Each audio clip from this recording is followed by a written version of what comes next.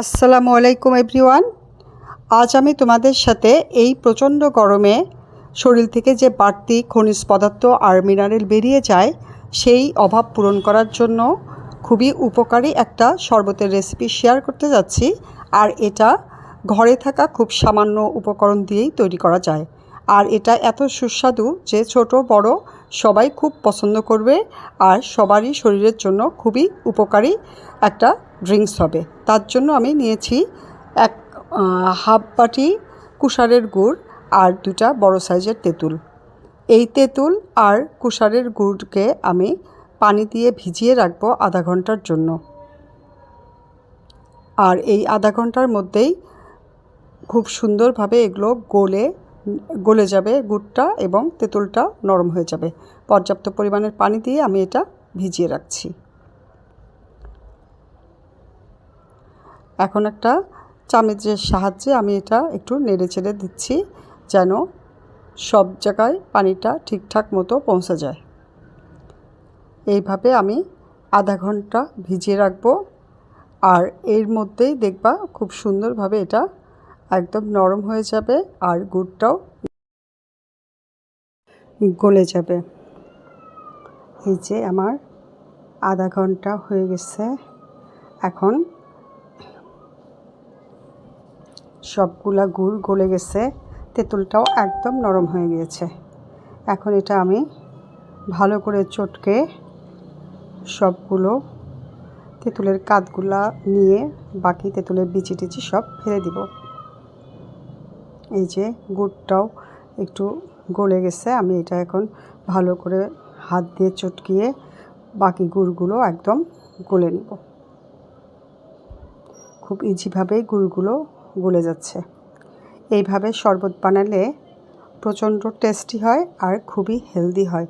এই গরমের জন্য সবার শরীরের তৃপ্তিদায়ক একটা খুবই মজাদার শরবত এটা বাসায় তোমরা একবার হলেও ট্রাই করো আর সবার সাথে শেয়ার করো।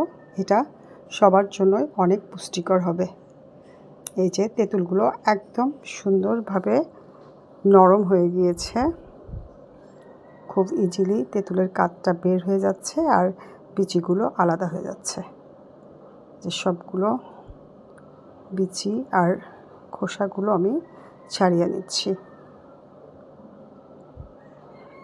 এই তো আমার শরবতের মিশ্রণটা রেডি হয়ে গেছে।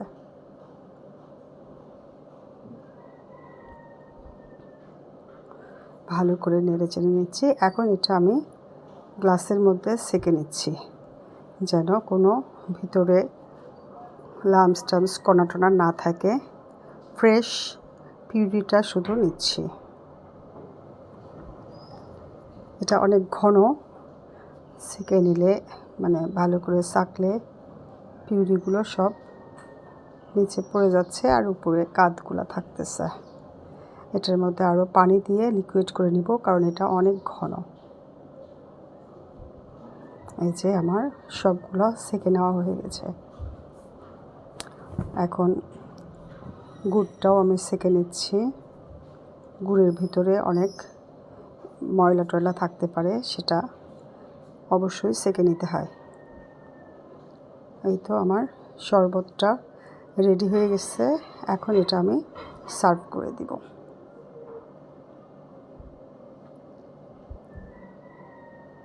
এটার মধ্যে আমি এখন দিচ্ছি বিট লবণ হাফ চা চামচ। বিট লবণ দিয়ে এটা খেলে অনেক মজা হয়। এখন এটা সার্ভ করে দিব। কিছু পুদিনার পাতা দিচ্ছি আর দিব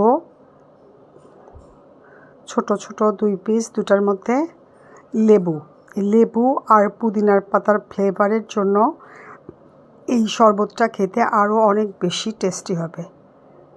এখন এই লেবু আর পুদিনার পাতাটা আমি একটু শেষে দিব যেন এটার ফ্লেভারটা ভালোভাবে বের হয়। শেষে দিচ্ছি।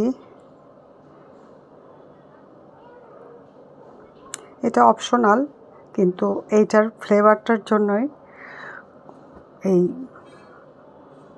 ড্রিঙ্কসটা অনেক বেশি ভালো লাগে। এখন দিচ্ছি আইস কিউব। এটা তোমাদের পছন্দ মতো তোমরা সাজিয়ে নিতে পারো। এখন আমি শরবতটা সার্ভ করে দিচ্ছি। দেখতেই কত সুন্দর লোভনীয় দেখাচ্ছে। এটা খেতেও খুবই তৃপ্তিদায়ক আর লোভনীয়, ভীষণ পুষ্টিকর, রিফ্রেশিং একটা ড্রিঙ্ক।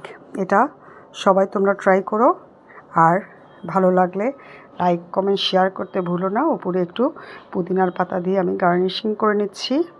তো এই তো হয়ে গেল আমার ভীষণ মজাদার, পুষ্টিকর একটা তেঁতুল আর গুড় দিয়ে দারুণ মজার ড্রিঙ্ক। দেখতেই কত লোভনীয়, তাই না? তো সবাই ভালো থাকবে, আর এই গরমে সবাই তৃপ্তিদায়কভাবে বাঁচবে।